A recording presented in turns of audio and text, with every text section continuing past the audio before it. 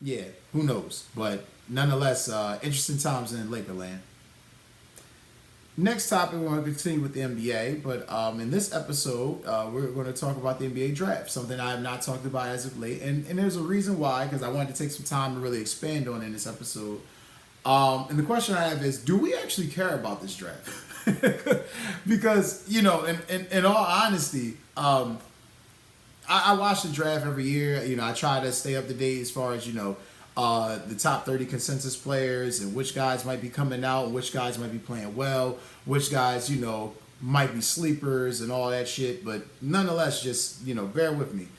Um, I watched copious amounts of film. I watched hours of films on these guys. This top five that they said it's coming out. And mind you, I got this consensus top five list via NBA.com.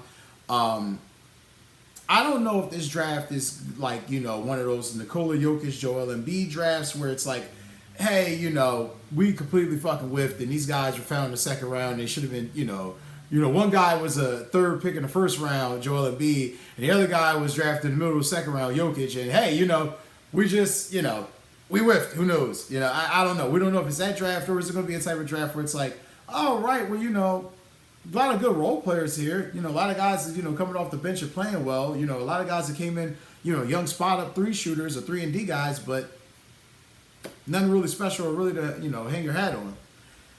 That being said, I like I said, watching copious amounts of film on the consensus top five prospects, and we're gonna start with Alexander Sarr, big man out of Australia.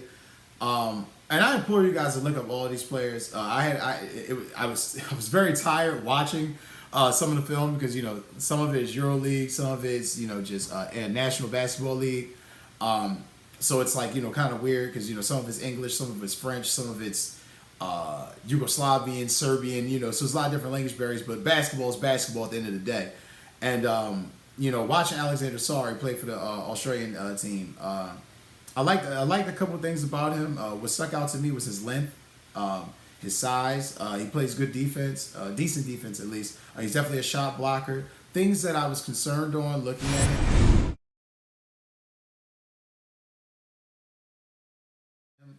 3-point shot. He shot 27% from three, which is Karl Anthony Towns-ish, but I digress. Strength and weight are also an issue. He plays a little bit more shooting guard than center. Sounds more of a Karl Anthony Towns type, talented but limited. So we'll see. I don't know, but definitely I think he's going to be one of the top 3 picks in this draft. Zachary Richet, or a French guard coming out of France. Like this kid a lot. Definitely was a 3-point shooter. This guy that is an off-ball shooter. Like that a lot too.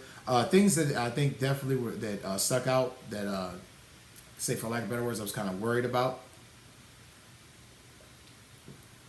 He definitely was inconsistent shooting the ball. Definitely inconsistent creating his own shot. And he needs to get stronger. He was, very small frame. And again, the Euro game's a little bit, more physical now than what it was maybe 15, 20 years ago. But a lot of these guys come over real light in the ass, real skinny. If you guys remember Luka had a little size to him, but even Luka was skinnier than what he was now. So it really shows, and it really depends on, how you apply the weight and how, you really get with a good strength and conditioning coach and good nutrition plan and how you apply it. So Richet's definitely going to need that because he's definitely going to have to put some weight on. I hope I'm saying this next name correctly. Tijane Salon. Also from France. This one I liked a lot of what I saw from this guy. Definitely a decent 3-point shooter. He was a cutter, good screener. The main thing that I think I felt a little bit apprehensive about when I'm looking at his game, very raw, very young. He's 18. I believe he's just about to turn 19 in August. Very raw. Young, and needs to build strength. He's not as skinny as Richet may have been. But nonetheless, when you look up Salon's tape, you could tell if you're forwards or NBA forwards or guards with size, they're going to give him some difficulty. You're going to have to put some pennies in that pocket to get your weight up. Number 4. Hey, what's up? I know it sucks. The video just ended. But listen, you can catch this whole interview on Spotify or Apple Podcasts. Links are in the description. Like, share, subscribe. Thank you. Have a great day.